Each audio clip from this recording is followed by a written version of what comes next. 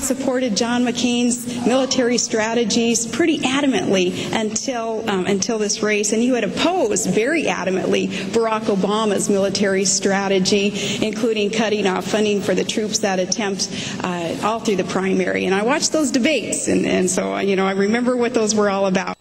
All right, that was Governor Sarah Palin confronting Senator Joe Biden for criticizing John McCain's policy on Iraq. Just one of many barbs traded by the candidates at last night's debate. So who will get a bump in the polls out of this, if anyone? Joining us in the pundit pit, as you saw before, Joel Mowbray to my far left, probably your far left too on your television.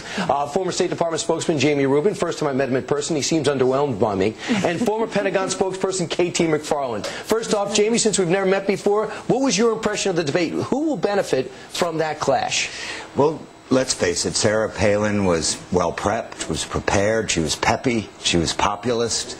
But if you're looking for a serious person with substance behind them to run our country at a time of 2 wars abroad and an economic crisis at home, you want Joe Biden in the White House. But when it comes to the policies, it's going to be America. Do you want to stay until there's peace in Iraq, or do you want to pull out in 16 months? Well, I think she actually did a very capable job of making that case.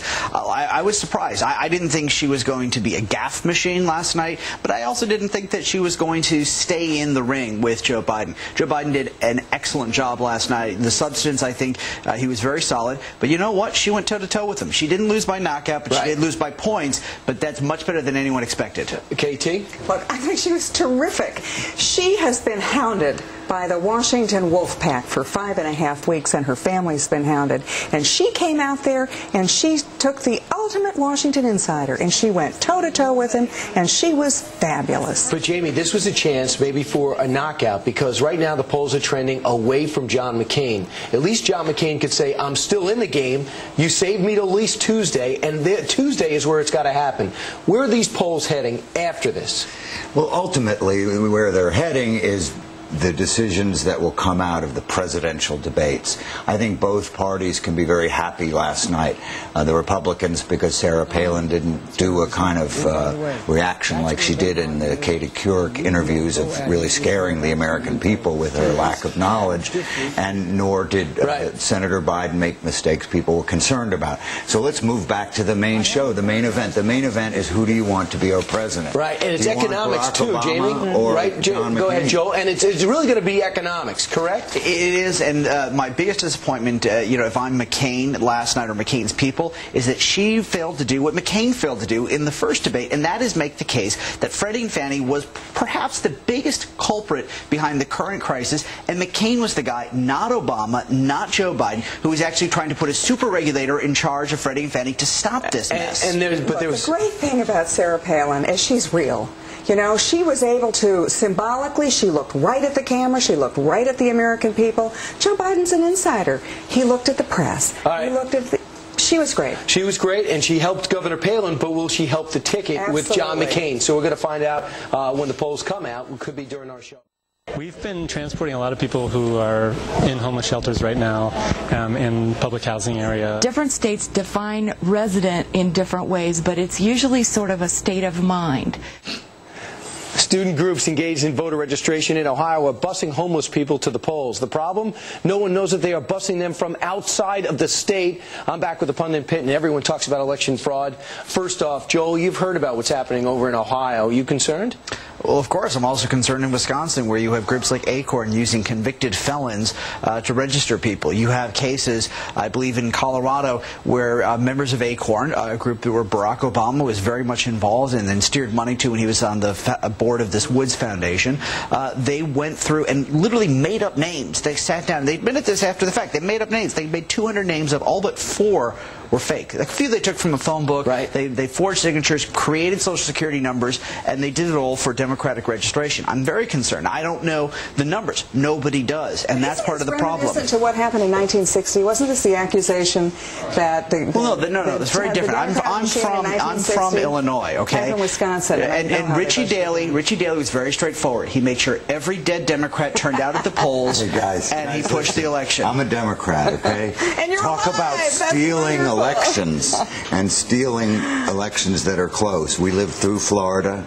A lot of people complain about Ohio. I just wouldn't worry about voter registration. Why don't you just win the election by enough so that it won't matter? But I think Democrats have a bigger concern about this than anybody else. Right, Jay, just know that we're supposed to have Floyd Flake here for balance. For some reason, he's not here right now. So you were supposed to have some help. I don't know anything about this stuff.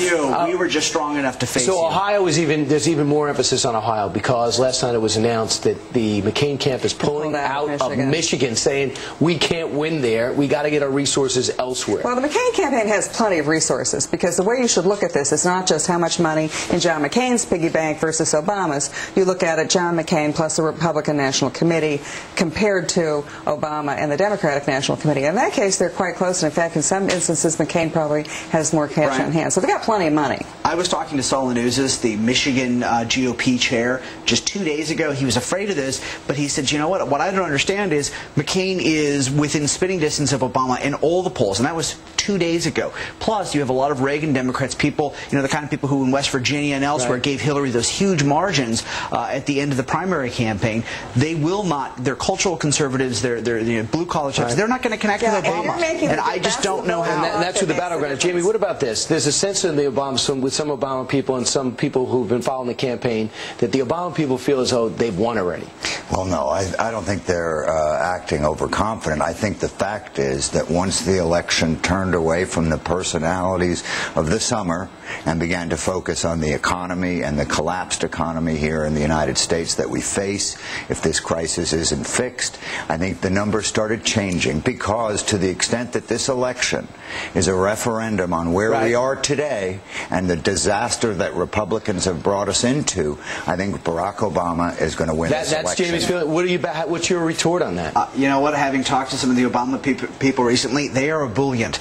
Maybe they're not as overconfident as they were back in March, but look what that led to them in April with Hillary. Look what happened to them just a month ago. I think they very much risk believing they have this thing in the bag, acting it, and it shows through in Obama's presence, and it's not a good thing. Final thought, KT? 2 weeks ago, John McCain was ahead in the polls. Today, or yesterday, Obama was ahead in the polls. We've got 5 weeks to go, and things are going back and forth. At the rate of change in the United States right now, you could have different polls every 48 hours that would show different results. Joel, Jamie, KT, great job. Thank you.